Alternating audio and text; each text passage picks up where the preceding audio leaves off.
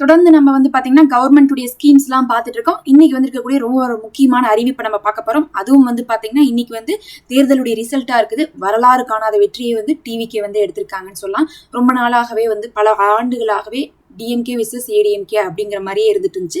இந்த தடவை பார்த்தீங்கன்னா டிவிக்கே வந்திருக்காங்க. அதுவும் முதல் தடவை எலெக்ஷனுக்கு வந்த உடனே வந்து என்ன பண்ணியிருக்காங்க, இவங்க ஆட்சி அமைச்சிருக்காங்க. இதுவரையுமே பார்த்தீங்கன்னா இப்போ இந்த நான் வீடியோ செய்யும் போது மணி 6:30 மணி வரையும் பார்த்தீங்கன்னா 110 இடங்கள்ல அவங்க முன்னிலையில இருக்கிறாங்க. 117 இடங்கள் வந்தாங்கன்னா அவங்க தனித்துவத்தோட ஆட்சி அமைப்பாங்க. அப்படி இல்லாட்டினா என்ன பண்ணுவாங்க, மற்ற கட்சிகள்ல இருந்து ஆட்கள் வருவாங்க. அதுவும் வந்து கம்மியான எண்ணிக்கைங்கிறனால ஒன்றும் பெரிய பிரச்சனைலாம் இருக்காது. பெரிய கட்சிகளை நம்பி இருக்கக்கூடிய தேவை இருக்காது அப்படிங்கிறது தெரிய வருது. இப்போ வந்து பார்த்தீங்கன்னா நிறைய பேருக்கு வந்து ஆரம்பத்திலிருந்து நிறைய கருத்து கணிப்புகள் வந்த போதிலிருந்து கேட்கக்கூடிய ஒரு கேள்வி என்னன்னா, அதாவது இந்த மகளிர் உரிமை தொகையை பத்தி தான் கேட்டிருந்தாங்க. ஏன்னா மகளிர் உரிமை தொகை அப்படிங்கிறது இப்ப கடந்த ஒரு 2.5-3 ஆண்டாக வந்து வந்துட்டு தான் இருக்குது. அது கடைசியா கூட வந்து பாத்தீங்கன்னா டிஎம்கே வந்து 5,000 ஒட்டுக்கா போட்டாங்க. கோடை விடுமுறை தொகையும் சேர்த்தி போட்டிருந்தாங்க. அதுக்கப்புறம் இப்ப எலெக்ஷன் முடிச்சுதான் வந்து பாத்தீங்கன்னா வரக்கூடிய ஆட்சி அதை வந்து செயல்படுத்துவாங்களா அப்படிங்கக்கூடிய ஒரு பெரிய கேள்வி இருந்துச்சு. ஆனாலும் விஜய் அவர்கள் என்ன சொல்லியிருக்காங்கன்னா, நாங்க வந்து அவங்க கொடுக்கக்கூடியதை விட 500 ரூபாய் சேர்த்தி கொடுக்க போறோம்னு தான் சொல்லியிருக்காங்க. அதனால இவங்களும் அந்த மகளிர் தொகையை கண்டினியூ பண்ண போறாங்க. இன்னும் வந்து பாத்தீங்கன்னா ஒரு 3 அல்லது 4 நாட்களுக்குள்ள இவங்க ஆட்சியை வந்து என்ன பண்ணிடுவாங்க, அமைச்சிருவாங்க. சிஎமாக வந்து பதவி ஏற்றுவாங்க. பதவி ஏற்றதுக்கு பிறகே வந்து பாத்தீங்கன்னா உங்களுக்கு அடுத்த மாசத்துல இருந்து எப்போ போல வந்து நமக்கு இந்த மாசம் வரணும்ல வர வேண்டிய காசுகள் வந்து வங்கியில வந்து போடப்படும்.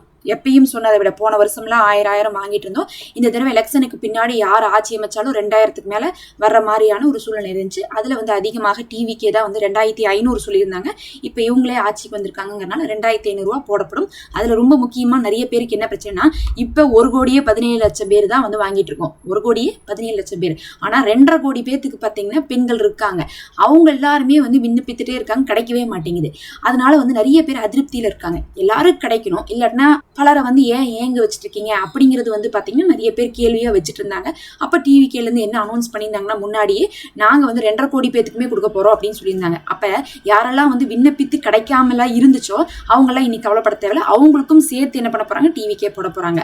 இப்ப இதை பத்தியான அறிவிப்பு இன்னும் ஒரே வாரத்துக்குள்ள, ஏன்னா இவங்க என்ன சொன்னாங்கன்னா முதல் கையெழுத்து நாங்க போடுவோம்னு சொன்னோம்ல, அந்த முதல் கையெழுத்துல ஒரு சில விஷயங்களை நாங்க வந்து என்ன பண்ணுவோம்னா குறிப்பிடுவோம். அதுல வந்து பெண்கள் மகளிர் தொகையும் ஒன்று அப்படின்னு சொல்லியிருந்தாங்க. அப்ப முதல் கையெழுத்து அப்படிங்கிறது முதல் வாரத்துக்குள்ளேயே நமக்கு என்ன ஆகும், முடிவு தெரிஞ்சிடும். இந்த முதல் வாரத்துக்குள்ளேயே பாத்தீங்கன்னா உங்களுக்கு இப்ப வாங்கக்கூடிய 1,17,00,000 மக்கள், அது கூட இன்னும் இருக்கக்கூடிய மொத்தமா சேர்த்து 2.5 கோடி பெண்களுக்குமே, ரேஷன் கார்டு பெண்களுக்குமே வந்து பாத்தீங்கன்னா சென்ட்ரல் ஜாப் கவர்மெண்ட் ஜாப் இருக்கிறவங்களை விட்டு போட்டு மற்ற எல்லாருக்குமே என்ன பண்ண போறாங்க, மாசம் 2,500 ரூபாய் போட போறாங்க. அது இல்லாம 6 சிலிண்டர் ஃப்ரீயா கொடுக்க போறாங்க.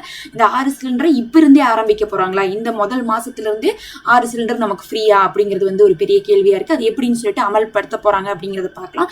அது இல்லாம என்ன பண்ணிருக்காங்க, தாலிக்கு தங்கம் அப்படின்னு சொல்லிட்டு அறிவிச்சிருக்காங்க. இது இல்லாம நிறைய ஸ்கீம் வந்து என்ன பண்ணிருக்காங்க, அறிவிச்சிருக்காங்க. வாகனங்கள் கொடுக்கறது அதை பத்தி எல்லாம் கூட சொல்லியிருக்காங்க.